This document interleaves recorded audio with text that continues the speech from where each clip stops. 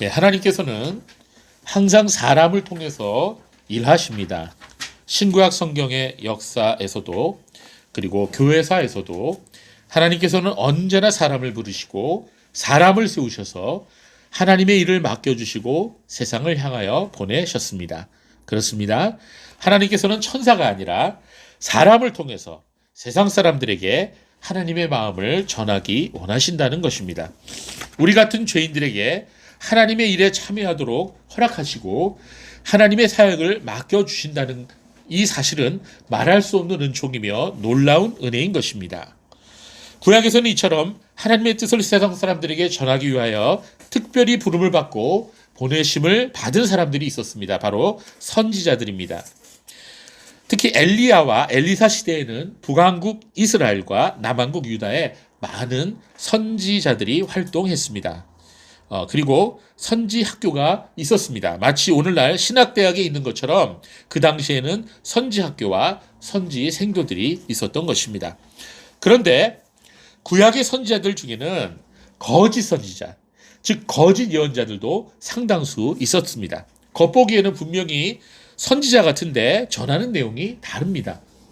분명 그들 중에는 선지학교 출신인 사람들도 있었을 것입니다. 그렇다면 거짓 선지자와 진짜 선지자를 구별하는 기준이 무엇일까요? 그들이 얼마나 유창하게 말을 잘 하는가였을까요?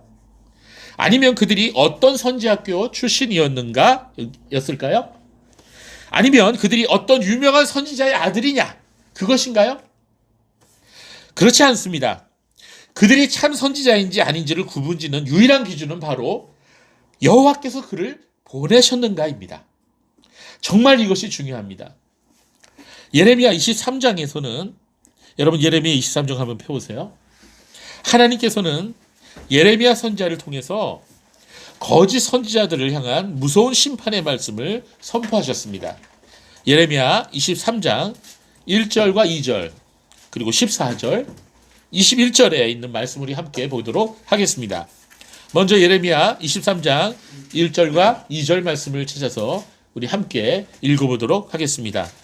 시작. 내 초원의 양떼를 죽이고 흩어버리는 목자들에게 화가 있을 것이다. 여호와의 말이다. 그러므로 여호와 이스라엘의 하나님이 내 백성을 기르는 목자들에게 이같이 말한다.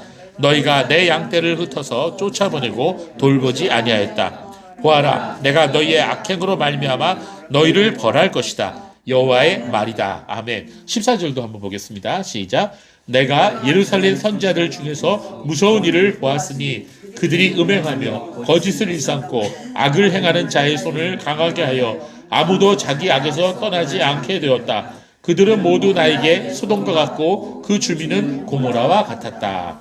21절을 보겠습니다. 여기 굉장히 중요한 말씀이 나오네요. 21절 시작. 내가 이 선지자들을 보내지 아니하였으나 그들이 달려나가며 내가 그들에게 말하지 아니하였으나 그들이 예언한다. 예, 여기 뭐라고 하셨어요? 내가 이 선지자들을 보내지 아니했다고 말씀하셨어요. 하나님께서. 자, 또한 예레미야 29장에서도 8절 9절에 말씀하십니다. 예레미야 29장 8절 9절 우리 한번 찾아볼까요? 네, 29장 8절 9절입니다. 시작. 참으로 만군의 여호와 이스라엘의 하나님이 이같이 말한다. 너희 중에 있는 선지자들과 점쟁이들이 너희를 속이지 못하게 하고 너희가 꾸는 꿈에도 귀를 기울이지 마라. 이는 그들이 너희에게 내 이름으로 거짓을 예언하기 때문이니 나는 그들을 보내지 아니하였다. 여호와의 말이다. 여기도 똑같이 나는 그들을 보내지 아니하였다. 이렇게 하나님께서 단언하고 계십니다. 그뿐만 아니라 하나님께서는 에스겔 선지자를 통해서도 거짓 선지자를 경고하셨습니다. 제가 하나 읽어드릴게요. 에스겔 13장 7절 8절에 하나님께서 이렇게 말씀하십니다. 너희는 내가 말하지 않았는데도 여호와의 말씀이라고 말하니 너희가 헛된 환상을 보고 속이는 점괘를 말한 것이 아니냐. 그러므로 주 여호와가 이같이 말하기를 너희가 헛것을 말하며 거짓을 보았으니 내가 너희를 치겠다. 주 여호와의 말이다. 하나님이 말씀하지도 않으셨는데 하나님이 이렇게 말씀하셨다고 거짓을 말하는 선지자들이 있었다는 것입니다. 이처럼 예레미야 선지자와 에스겔 선지자가 활동하던 시대에도 거짓 선지자들이 활개를 치고 백성들을 미혹하였던 것입니다. 하나님께서 그들을 부르지 아니하셨고 그들을 보내지 아니하셨는데도 그들 스스로가 하나님께서 나를 보내셨다 이렇게 말하고 하나님께서 이렇게 말씀하셨다라고 말했던 것입니다. 이사야 선지자는 성전에서 하나님을 배웠습니다. 그리고 그 앞에서 자신의 죄와 허물을 깨닫게 됩니다. 그리고 그 죄를 회개하게 됩니다. 하나님께서는 그의 죄를 사해 주시고 그에게 사명을 주십니다. 그것은 나를 위해 세상으로 가서 나의 말을 그들에게 전하라입니다. 하나님께서 이사야 선지자를 보내신 것입니다. 구약에 있어서 이처럼 참된 선지자의 인재를 결정하는 기준은 하나님께서 그를 부르셨는가인가, 그리고 하나님께서 그를 보내셨는가입니다. 하나님께서 보내신 자들 이외에는 그 누구도 하나님을 위해 가도록 허락받지 못하는 것입니다. 하나님께서는 당신께서 부르시고 거룩하게 하시고 세상을 향하여 보내신 자들 외에는 그 누구도 인정하지 않습니다. 그것은 지금도 마찬가지입니다. 많은 거짓 사역자들이 이 세상을 어지럽히고 교회를 무너뜨리고 있습니다. 그들은 하나님의 이름을 빙자하여 말합니다. 하나님께서 지금 말씀하십니다. 예수님께서 이렇게 말씀하십니다. 성령께서 나에게 이런 말씀을 주셨습니다. 이렇게 말하면서 사람들을 속이고 있습니다. 성도 여러분, 속지 마십시오. 그들은 결코 하나님의 사람들이 아닙니다. 하나님의 일을 한다는 사람들에게 필수적인 자격을 말하라 한다면 그것은 바로 그가 진정으로 물과 성령으로 거듭났는가입니다. 이것은 목사라는 직함을 가지고 있거나 평신도라는 이름으로 불리우는 성도들에게 모두 해당되는 것입니다. 모든 그리스도인들은 하나님의 성령께서 부르시고 거듭나게 하시고 회개하게 하셔서 하나님의 자녀가 된 사람들입니다. 또한 모든 그리스도인들은 세상을 향하여 보냄을 받은 그리스도의 대사인 것입니다. 그렇습니다. 거듭난 그리스도인들은 세상 속에서 하나님의 나라의 복음을 전하는 선지자요 제사장으로 살아가는 것입니다. 그러나 오늘날에도 하나님께서 부르시지도 않았는데 자기가 스스로 나아가서 하나님의 이름을 빙자하여 예수 그리스도의 이름을 팔아서 자기 자신의 욕망을 채우려고 하는 사람들이 많이 있습니다. 분명한 것은 그러한 사람들에게 하나님께서는 구약의 거짓 선지자들을 심판하셨던 것처럼 하나님의 무서운 심판이 임하게 될 것이라는 사실입니다. 특히 말씀을 전하는 사역자들인 목회자들은 자신에게 하나님의 부르심이 있는가를 분명하게 점검해 보아야 합니다. 하나님의 부르심이 없이 목사가 되어서 말씀을 전한다고 한다면 그런 사람은 하나님의 말씀이 아닌 다른 복음을 전하게 될 것이 분명합니다. 오늘 본문 8절 말씀을 다시 한번 보시기 바랍니다. 이사야는 주님의 목소리를 듣습니다. 내가 누구를 보내며 누가 우리를 위하여 갈까? 하나님께서는 여기서 물으십니다. 내가 누구를 보냈으면 좋겠는가? 그렇습니다. 하나님께서는 보내고 싶으신 분이 이미 있었던 것입니다. 바로 제단의 숯불로 입술을 정하게 함을 받은 이사야였던 것입니다. 이사야 선지자 말로 하나님께서 보내신 하나님의 사람이었던 것입니다. 그 다음에 이어서 또 물으십니다. 누가 우리를 위하여 갈까? 여기서 우리가 눈여겨보아야 할 것이 하나 있습니다. 앞에서는 단수인 내가라고 말씀하셨는데 그 다음에는 복수인 우리들이라고 말씀하셨습니다. 어떤 사람들은 여기서 이 우리라고 표현된 것은 하나님 앞에서 섬기는 천사장들을 포함하는 표현이라고 말하는 사람들이 있습니다. 또 어떤 사람들은 이것을 신적 복수형이라 그래서 존엄한 복수형이라 해서 구약에서 하나님을 표현할 때 사용하는 복수형이라고 말하는 사람들도 있습니다. 그러나 우리는 여기서 우리라고 말씀하신 것은 삼위일체 하나님을 말씀하신 것이라고 볼 수가 있습니다. 고대 교부들도 그렇게 해석했고 칼빈 목사님도 그렇게 해석했습니다. 이처럼 삼위 하나님께서는 창조에서와 마찬가지로 구속에서도 사람을 세우시고 보내시는 일에서도 모두 공동으로 함께 하신다는 것을 알 수가 있습니다. 하나님께서는 이렇게 물으십니다. 누가 우리를 위하여 갈까? 여기서 우리는 참된 사역자의 두 번째 표상을 볼 수가 있습니다. 참된 선지자의 첫 번째 표상이 뭐라고요? 하나님께서 보내신 사람이냐? 그거였죠? 그렇다면 두 번째 표상은 무엇일까요? 그것은 바로 하나님을 위하여 일하는 사람입니다. 하나님께서는 내가 누구를 보내며 라고 물으십니다. 그리고 이어서 누가 우리를 위하여 갈까 하고 물으셨습니다. 즉 하나님께서는 지금 우리를 위하여, 즉 하나님을 위하여 일할 사람을 찾고 계시는 것입니다. 하나님께 보냄을 받은 선지자는 하나님을 위하여, 즉 하나님의 영광을 위하여 일해야 합니다. 자신의 영광과 자신의 만족을 위해서 일해서는 아니 되는 것입니다. 그러므로 참된 사역자의 표상은 두 가지 모두 있어야 됩니다. 이건 목회자도 마찬가지고 성도들에게도 동일하게 적용되어야 하는 것입니다. 즉 하나님께서 부르시고 보내신 사람이냐, 즉 하나님께로부터 난 사람이냐, 거듭난 사람이냐, 그리고 하나님의 영광을 위해서 살아가는 사람이냐, 하나님의 영광을 위해서 일하는 사람이냐, 이 두 가지가 참된 그리스도인, 참된 사역자, 하나님의 일꾼의 조건이라고 말할 수가 있는 것입니다. 예수님께서도 거짓 사역자들이 판을 칠 것을 경고하시면서 참된 하나님의 사람들과 거짓 사역자들을 구별할 수 있는 기준을 말씀해 주셨습니다. 우리가 잘 아는 마태복음 7장 20절에서 23절 말씀입니다. 여러분이 찾아보실 수 있으면 찾아보십시오. 마태복음 7장 20절에서 23절 너무나 유명한 구절입니다. 제가 읽어드리겠습니다. 함께 읽으셔도 됩니다. 그러므로 너희는 그들의 열매로 그들을 알게 될 것이다. 나에게 주님 주님 하는 자라고 해서 다 하늘나라에 들어가는 것이 아니라 오직 하늘에 계신 내 아버지의 뜻을 행하는 자라야 들어갈 것이다. 그날에 많은 이들이 나에게 말하기를 주님 주님 저희가 주님의 이름으로 예언을 하고 주님의 이름으로 악령들을 쫓아내고 주님의 이름으로 많은 기적들을 행하지 않았습니까? 라고 할 것이다. 그때 내가 그들에게 분명히 말하기를 나는 너희를 도무지 알지 못한다. 불법을 행하는 자들아 내게서 떠나가라 할 것이다. 아멘. 성도 여러분, 분명히 아셔야 됩니다. 예수님께서는요, 기적을 행하는 일 자체가 참된 사역자의 기준이 아니라고 분명하게 말씀하셨습니다. 많은 은사를 소유하고 있다는 것은 결코 그가 하나님의 사람임을 증명하는 것이 아닙니다. 예수님께서는 열매가 중요하다고 말씀하고 계십니다.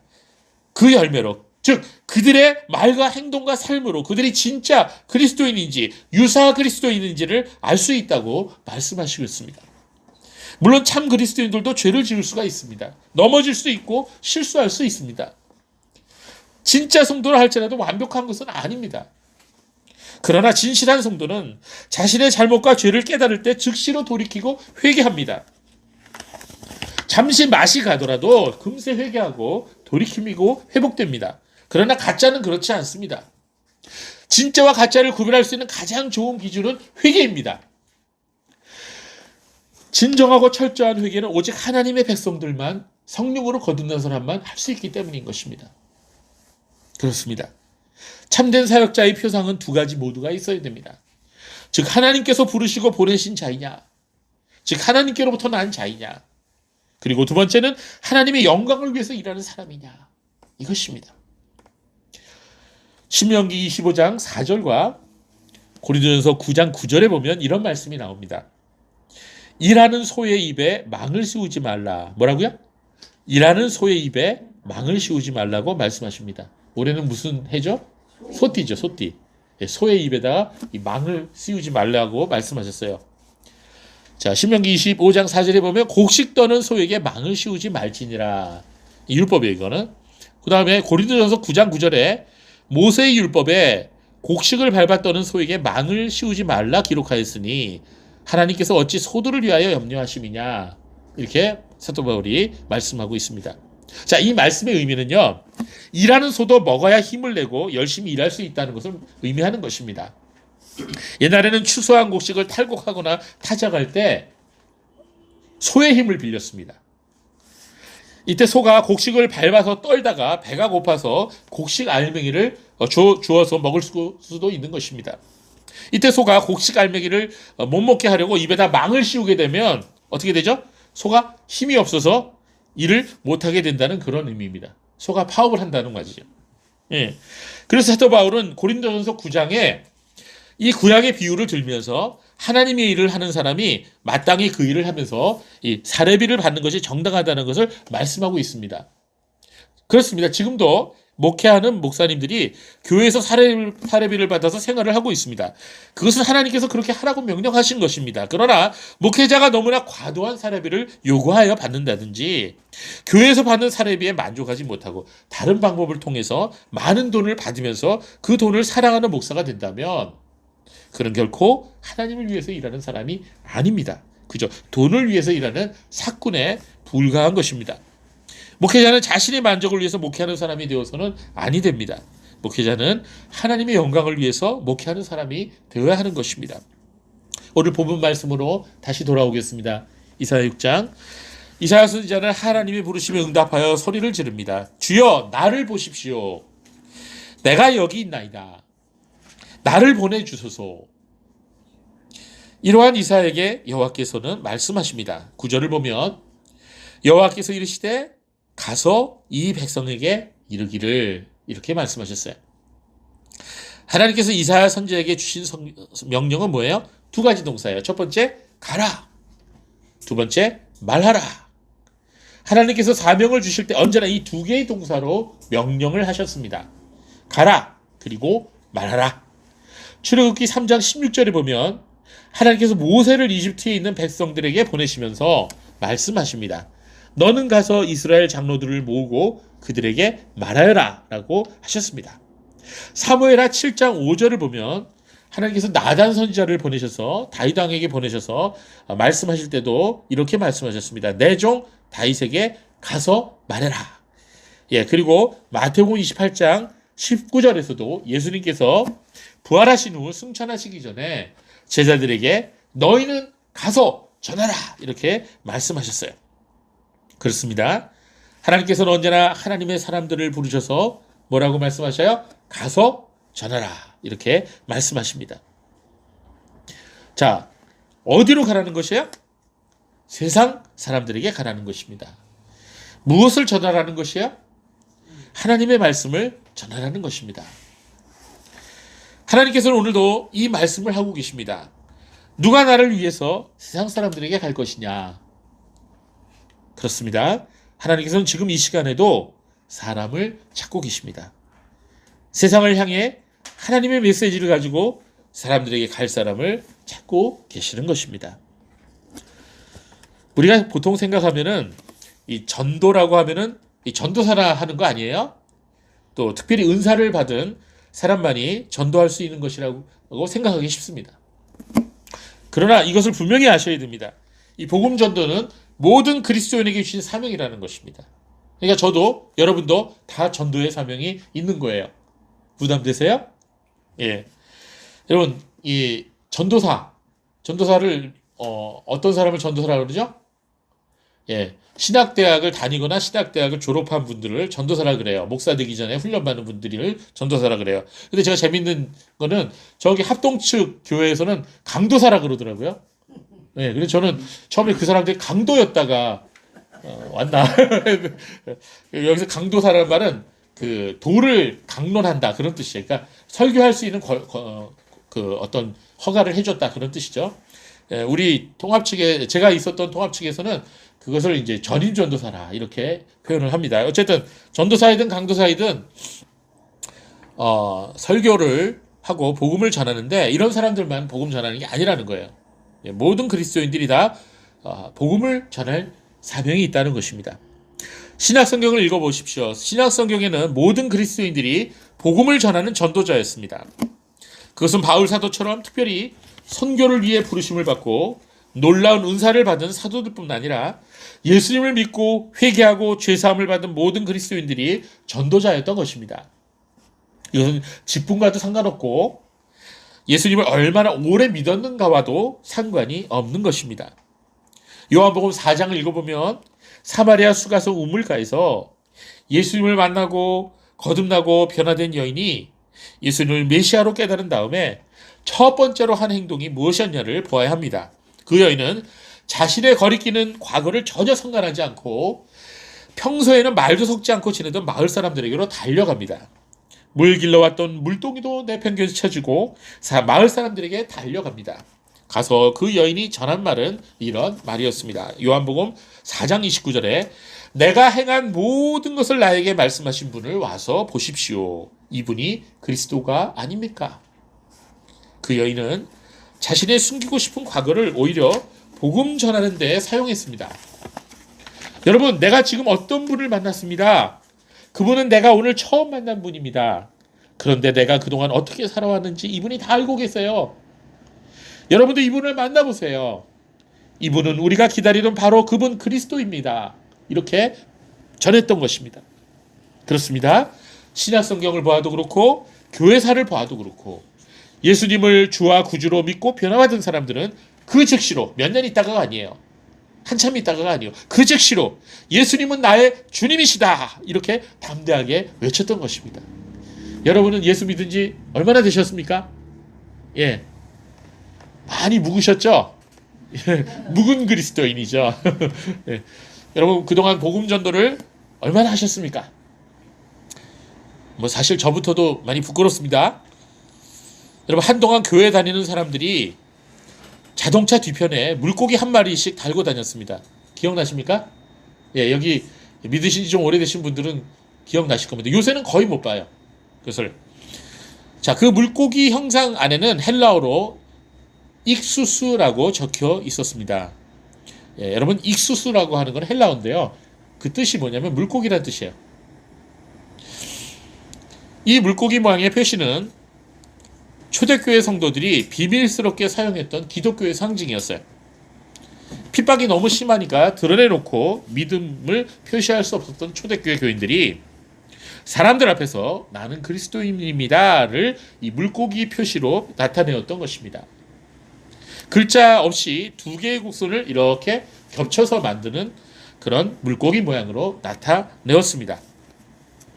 초대교회 성도들이 이처럼 물고기 모양으로 자신이 그리스도인임을 표시했던 이유는 바로 헬라어로 물고기를 뜻하는 익수수의 각 철자 하나하나가 한 단어를 앞글자입니다. 한 단어의 앞글자이고 이 단어들이 모아지면 하나의 문장을 이루는 것이기 때문인 것입니다.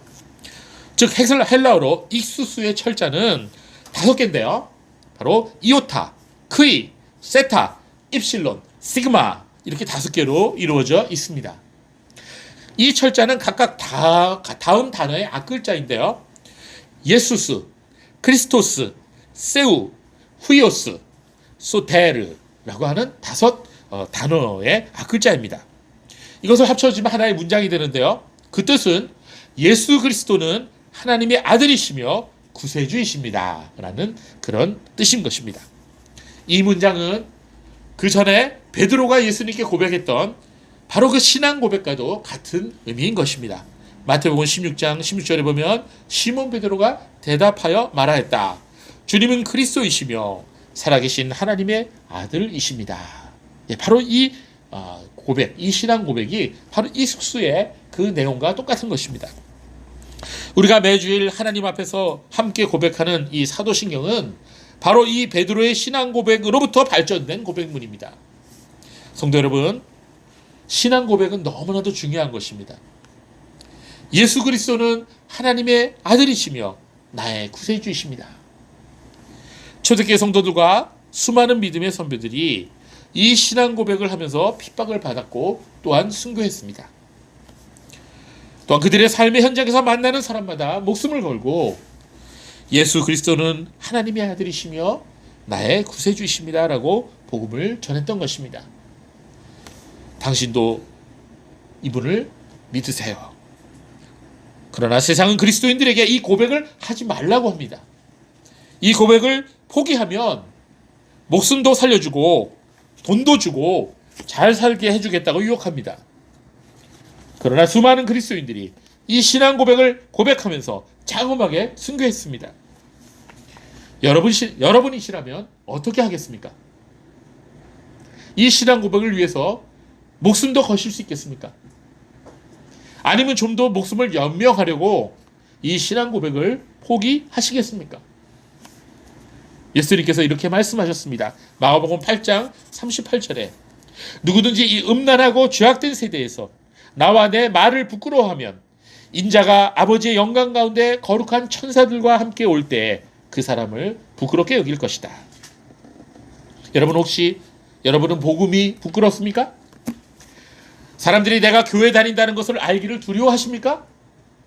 내가 예수 믿는다는 사실을 숨기고 싶으십니까? 지금 정부가 코로나를 핑계로 점점 세상을 그런 분위기로 몰아가고 있습니다. 그러나 여러분, 복음을 부끄러워하지 마십시오. 만약 우리가 복음을 부끄러워한다면 예수님께서도 우리를 부끄럽게 여길 것이라고 말씀하셨습니다. 복음을 자랑하십시오. 복음을 세상을 향하여 전하십시오. 그것도 담대하게 외치십시오. 그런 사람이 참된 그리스도인입니다. 수많은 사람들을 태운 어느 호와 유람선이 바다를 항해하다가 난파했습니다. 다행히도 지나가던 대형 선박이 그들을 구조했습니다. 그들은 무트로 올라와서 모임을 가졌습니다. 우리도 정기적으로 모임을 가지고 기금을 조성해서 우리처럼 난파당한 배를 구조하는 일을 하도록 하자고 뜻을 모았습니다. 처음에는 모임도 열심히 하고 난파선을 돕는 일에도 집중하였는데, 그러다가 점점 그들은 그 모임은 난파선을 돕는 일보다도 사교적인 모임으로 변질되어 갔습니다. 세월이 흐르자 그들은 자신들이 왜 모였는지를 다 잊어버린 채 파티와 사교적인 모임에만 정신이 팔렸습니다. 이 이야기는 제가 광나루에 있는 장로의신학대학교를 다닐 때 선교학을 가르치셨던 서정훈 교수님에게서 들은 이야기입니다. 이 이야기가 실화인지는 잘 모르겠으나 서정훈 교수님은 지금의 교회가 마치 그 난파선에서 살아남은 사람들의 친교 모임과 같이 되었다고 자주 말씀하시는 것을 기억합니다. 그렇습니다. 교회는 세상과 마귀와 죄로부터 구원받은 사람들의 모임입니다. 그러므로 교회의 사명은 아직 죄 가운데서 방황하는 영혼들에게 복음을 전하고 그들을 주께로 인도하는 사명이 있는 것입니다. 그러나 많은 교회들과 그 교회의 구성원들이 이 사명을 잃어버리고 그저 교회 안에서 서로 교제하는 데만 관심을 갖습니다. 그것은 결코 올바른 교회의 모습이라고 말할 수가 없는 것입니다. 교회는 복음을 전해야 하며 선교에 힘써야 하는 것입니다. 이것은 개인 그리스도인들에게도 마찬가지로 적용되는 것입니다. 왜 우리가 하나님의 말씀을 전해야 할까요? 하나님의 말씀만이 사람을 살릴 수가 있기 때문인 것입니다. 하나님께서는 말씀으로 천지를 창조하셨어요. 그리고 말씀을 통해서 역사하십니다. 하나님께서는 언제나 말씀을 통해서 구원하시고 말씀을 통해서 심판하십니다. 하나님의 말씀에는 능력이 있습니다. 하나님의 말씀은 검과 같습니다. 좌우의 날이선 검과 같다고 말씀하셨습니다. 요한계시록 1장 16절에 보면 사도 요한이 예수님의 모습을 이렇게 묘사했습니다. 그 오른손에 7별이 있고 그 입에는 좌우의 날성검이 나오고 그 얼굴은 해가 힘있게 비치는 것 같더라. 그 입에서 좌우의 날성검이 나왔다. 또한 히브리서 4장 12절에서는 하나님의 말씀은 살아있고 활력이 있어 좌우의 날선 어떤 검보다도 예리하여 혼과 영과 및 관절과 골수를 찔러 쪼개기까지 하며 또 마음의 생각과 뜻을 판단하나니 라고 말씀하셨습니다. 여러분이 칼이라고 하는 것은 의사의 손에 들어가면 수술하고 치유하는 도구가 되지만 검객과 군인의 손에 들려지면 사람을 살상하는 도구가 됩니다. 하나님의 말씀은 하나님의 백성에게는 구원과 치유와 은혜의 말씀이 되지만 말씀을 거역하고 하나님을 대적하는 악인들에게는 원수마귀에게는 심판의 도구가 되는 것입니다. 시편 107편 20절에 주께서 자신의 말씀을 보내어 그들을 고치시고 구덩이에서 건지셨다. 말씀은 구원하는 말씀이 되는 것입니다. 그러나 요한계시록 19장 15절에는 그분의 입에서 예리한 검이 나오는데 그것으로 나라들을 치실 것이며 친히 그들을 철장으로 다스리시며 또 친히 전능하신 하나님의 맹렬한 진노의 포도주틀을 밟으실 것이다. 여러분, 그 입에서, 예수님의 입에서 심판하시는 예리한 검과 같은 말씀이 나온다 그랬습니다. 하나님께서는 오늘도 말씀을 가지고 세상에 나가서 이 복음을 전하는 사람을 부르고 계십니다. 아직은 은혜의 때입니다. 아직은 구원받을 때입니다. 하나님께서는 우리가 복음을 증거하는 삶을 살아갈 때 가장 기뻐하십니다. 예수님께서는 누가복음 15장 7절에 이렇게 말씀하셨습니다. 내가 너에게 말하는데 이와 같이 하늘에서는 회개할 필요가 없는 의인 99에게서보다 회개하는 죄인 하나에게서 기쁨이 더 있을 것이다. 뭐 그렇다고 하나님께서 성도들을 인하여 기뻐하지 않으신다는 것이 아니라 성도들을 기뻐하는 것보다 훨씬 더 한 사람의 죄인이 회개하면 예수 믿고 돌아오면 더 많이 기뻐하신다는 그런 의미인 것입니다. 물론 복음 전도가 쉽지는 않습니다. 저도 여러 가지 방법으로 복음을 전해보았는데요.